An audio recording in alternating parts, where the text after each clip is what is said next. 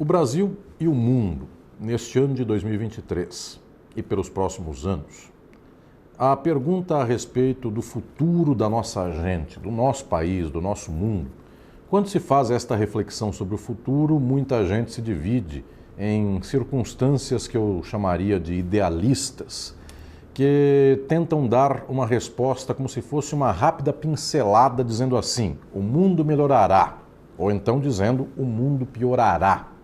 Esta resposta sobre o futuro do nosso país e o futuro do mundo é, via de regra, uma resposta dada a partir de dimensões muito provisórias ou então de impressões que não alcançam a realidade determinante desta mesma sociedade brasileira e mundial. O Brasil é uma sociedade que tem sua peculiaridade. O Brasil não é igual aos demais países do mundo. Se compararmos com a América Latina, os demais países, nossos vizinhos, falam espanhol e falamos português. Já aí é uma diferença. E por isso nós dizemos que o Brasil tem uma formação social específica. Não foi igual à formação social da Argentina, não foi igual à formação social da Venezuela. Cada qual teve uma história e cada qual tem uma circunstância. A mesma coisa com o Japão, com a China, com o Vietnã, com Angola, com a Finlândia, com o Canadá. Cada qual tem sua história. Pois bem, cada país do mundo tem sua formação e na sociedade do mundo atual, todas as formações têm, no entanto, uma base, uma estrutura comum. O Brasil tem uma formação social, a Argentina tem outra formação social, a Austrália tem outra formação social, o Sri Lanka tem outra formação social.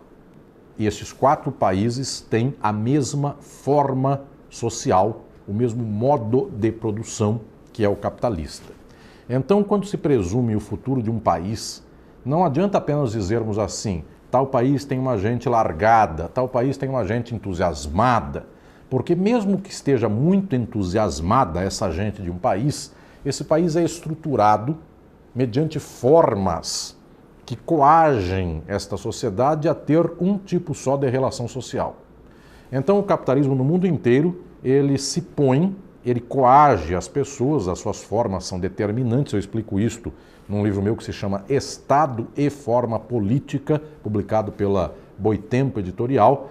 E estas formas que organizam o mundo estão em todos os países, de tal sorte que muito dificilmente um país do mundo sozinho consegue superar este mesmo quadro, porque os demais países do mundo operam na mesma forma desse país e quando um país resolve dividir a riqueza para todas e todos, os demais lhe fazem um bloqueio econômico. Nós temos exemplos os mais frequentes nesse sentido. Há 100 anos há tentativas de superação do capitalismo e há 100 anos essas tentativas são sabotadas no mundo inteiro. Rússia, União Soviética, China e toda a sabotagem que se fez historicamente contra a China, Vietnã, os Estados Unidos fizeram uma das guerras mais sangrentas da história contra a população pobre do Vietnã, Cuba, Angola e tantos países outros mais. Então, o que estou dizendo é que os países do mundo têm todos uma estrutura, embora cada qual tenha suas circunstâncias, cada qual tenha sua cultura própria, sua formação social específica. Assim dizendo, nós observamos que há um pedaço do problema do Brasil que é do Brasil, mas outro pedaço do problema do Brasil é do mundo. E outros países do mundo têm pedaços dos seus problemas que são dados a eles próprios, só que é uma estrutura geral do problema do mundo. Essa estrutura geral do problema do mundo é o capitalismo. E o capitalismo não está numa época de crescimento. O capitalismo tem épocas de crescimento e épocas de crise violenta. No final do século XIX, havia uma marcha da industrialização pelo mundo. Os pobres eram explorados de modo violento, viviam uma vida miserável, mas os burgueses e os capitalistas viviam muito bem. E toda esta vida nababesca, os burgueses da Europa, dos Estados Unidos, os burgueses do Brasil, os latifundiários do Brasil, os fazendeiros do café aqui do estado de São Paulo, tudo isto sofreu uma queda abrupta com a crise de 1929, que foi representada pela quebra da Bolsa de Valores de Nova York, o crash da Bolsa de Valores de Nova York em 1929. Quando se deu esta crise geral do capitalismo mundial, quebraram os Estados Unidos, quebrou a Europa, quebrou a Ásia, quebrou o Brasil, quebrou o Catanduva, quebrou toda a sociedade brasileira, dos plantadores de café para a exportação. Então, o que nós tivemos naquele momento foi um momento de crise.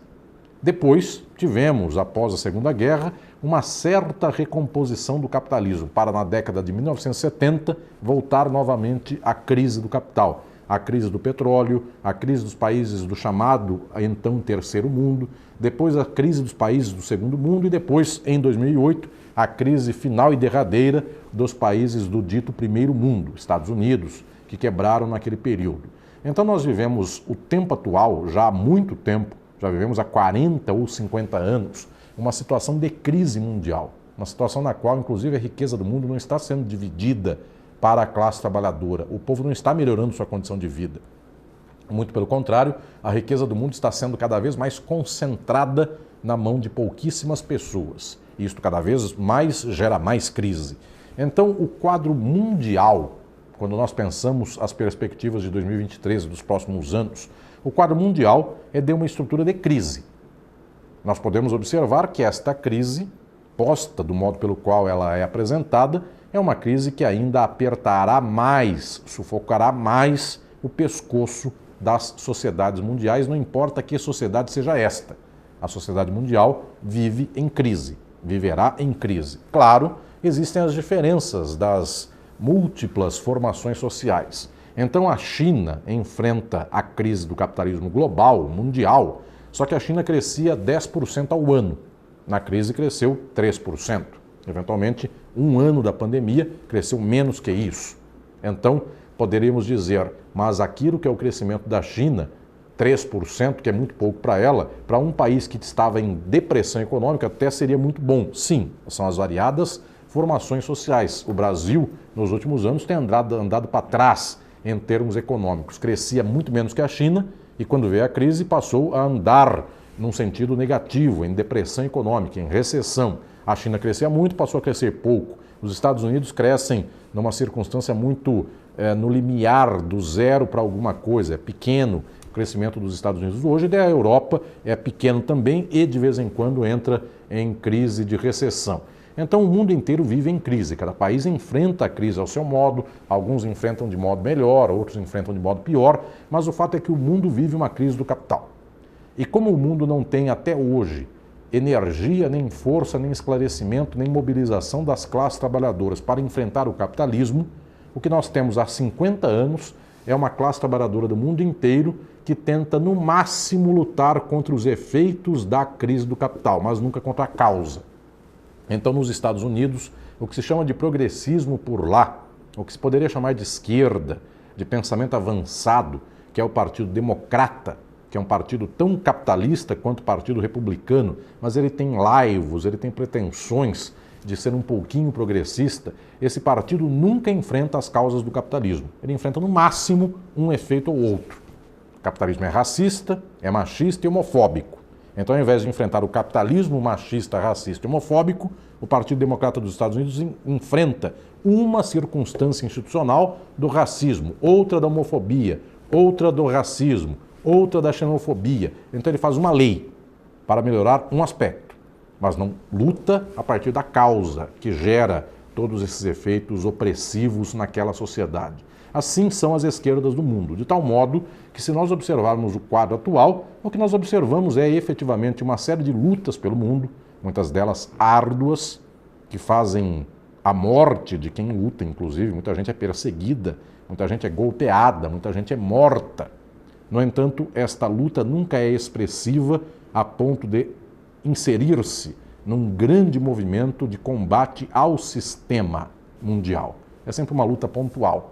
Então nós vamos perdendo lutadoras e lutadores, muita gente vai se cansando, muita gente vai sendo tombada por meio dessa luta, mas essa luta nunca é uma luta estrutural. E é fundamental que o mundo possa fazer uma luta estrutural para superar a exploração do capitalismo.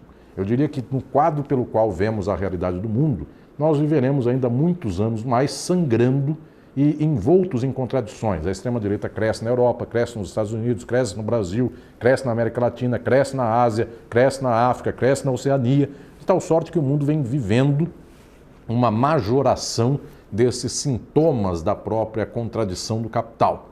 Claro, nós poderíamos pensar que isto não é um dado da natureza, e devemos pensar que esse não é um dado da natureza. se nós mobilizarmos a nossa sociedade, a nossa gente, se a classe trabalhadora do mundo um dia se libertar dessas prisões ideológicas, de crenças falsas, de leituras de mundo obtusas, da ideologia do capitalismo e da meritocracia e do individualismo, se as pessoas efetivamente puderem entender a ciência sobre como opera a sociedade capitalista, e o marxismo é quem há 1,5 século alcançou esta ciência do que é o capitalismo. Se nós alcançarmos este conhecimento, então o mundo poderá se mobilizar para a transformação social. E esta mobilização, inclusive, pode até ser muito rápida e muito eficaz.